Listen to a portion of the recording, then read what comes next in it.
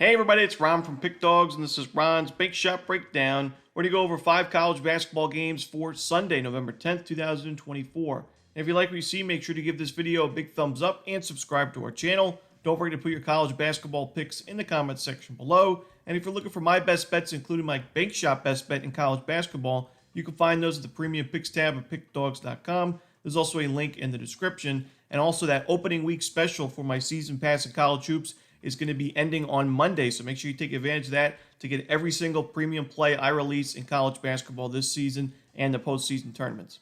All right, here we go. Here are the games for Sunday in college basketball.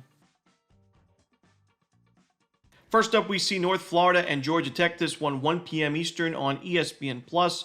Now, we faded North Florida on Thursday, but the Ospreys got us on that one, 90-66 over Charleston Southern. North Florida now 2-0 on the season. They have that upset win over South Carolina in the the season opener as well. But when you look at this matchup, I think we're getting a really good price with the Yellow Jackets of Georgia Tech because of those 2 nice wins for North Florida. And it's never easy to go against a hot team and a team in the A-Sun. North Florida probably going to be in the running for an A-Sun championship. But when we see the Ospreys in that game, it was pretty close at halftime. North Florida benefited from hitting 52% of their three-point shots. It's a good three-point shooting team, but they're not going to hit anywhere near that by the end of the season on average. And I also think Georgia Tech's a very solid defensive team. We saw last year, the first season under Damon Stoudemire, Georgia Tech was top 100 in three-point defense. I think this season they'll finish in the top 50. I think that this is going to be a solid defensive team.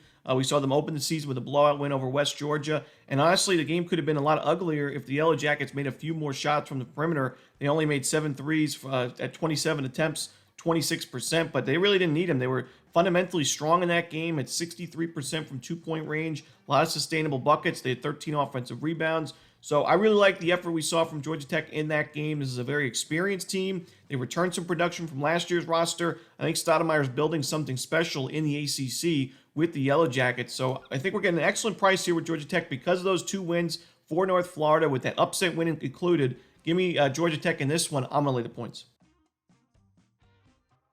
Next up, we see Michigan and Wake Forest. This one 1 p.m. Eastern on ESPN2. I think it's going to be a great game between 2 teams that have really improved this year. And Michigan was outstanding in their first game against Cleveland State, but the one concern for me was their defensive rebounding, giving up 20 offensive rebounds to Cleveland State. And Wake Forest so far this season has struggled to shoot the basketball. They're ranked 179th in effective field goal percentage, 240th in three-point shooting. But if you're giving a team that's struggling to cash in on their open looks, second chance opportunities, they're really going to make you pay because Wake Forest is exactly where it needs to be defensively, strong on the defensive glass, forcing some turnovers and forcing some tough shots, really a lot of tough shots. If you watch that game against North Carolina A&T, yes, A&T was able to make a few tough threes in that one, but there were a lot of contested shots that A&T was, luckily able to make. But I think going forward, this Demon Deacons defense is going to be one of the best in the conference, in the ACC. And I think Michigan on the road in their second game with the new system could struggle here offensively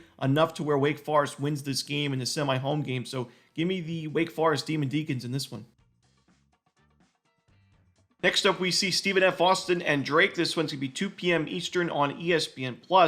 This is the type of game that I love as a college basketball fan because these are 2 excellent mid-major programs that have really been dangerous in March. Stephen F. Austin expects to be in the running for a bid in the tournament every year, and now they're back in the Southland, so we should expect them to be winning that conference more often than not. And on the other side, Drake, we know that they have a rich history and have been to the tournament plenty of times recently. And it's a new look for Drake this season, completely new look. They bring Ben McCollum in from Northwest Missouri State, one of the best Division II teams in college basketball in the last decade plus, a really rich history, a lot of Final Fours. They won the national championship in 2022. So, yes, they may be a roster filled with some D2 players and some D1 experience, but that they are still a very, very talented team and a tough matchup here for the Lumberjacks.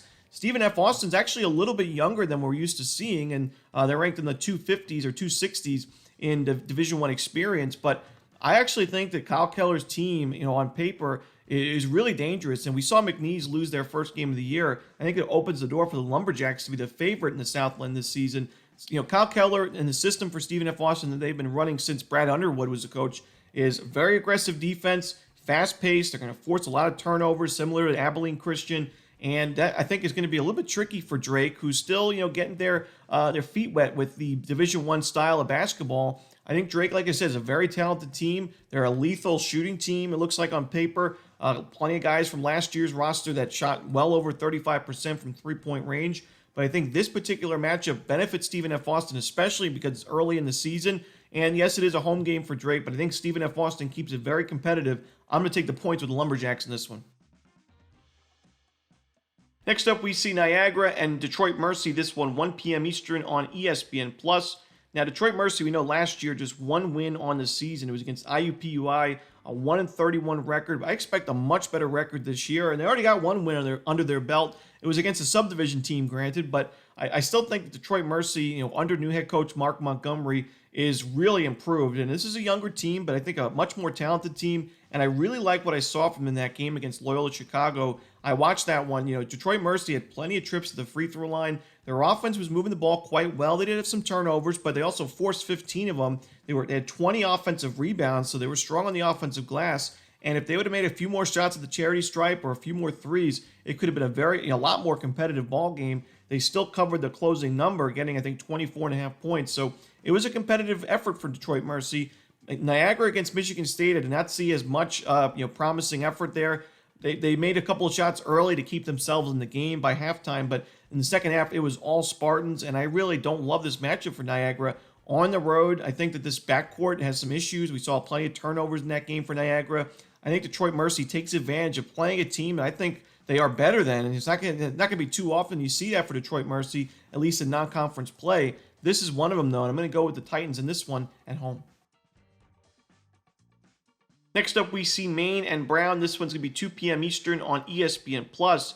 Now, I like backing good defensive teams on the road, especially at prices like this. And we always hear, defense travels. I think that's definitely the case. And, Maine last year, despite a losing record, they were still right around top 100 in adjusted defensive efficiency and top 50 in turnover percentage defensively. So they were able to force those turnovers and get some fast break buckets.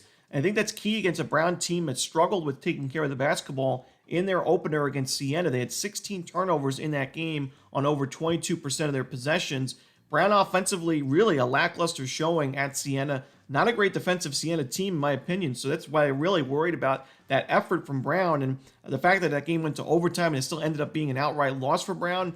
I think this team is very, very thin in terms of depth. They have a strong backcourt, some experience in the starting lineup. But outside of that, I really do not like this bench. And I think that the better team in this one is actually Maine. I think the defense prevails, and I think Maine wins this game on the road. So give me the Black Bears in this one. And that's it. Those are the games for Sunday in college basketball. Hope you enjoyed this video. If you did, don't forget to hit that like button and subscribe. Put those college hoops picks in the comment section below. Also, check out the NFL edition of Ron's Rundown, which is up on the Pick Dawgz YouTube channel. As always, this is Ron Romanelli. Good luck.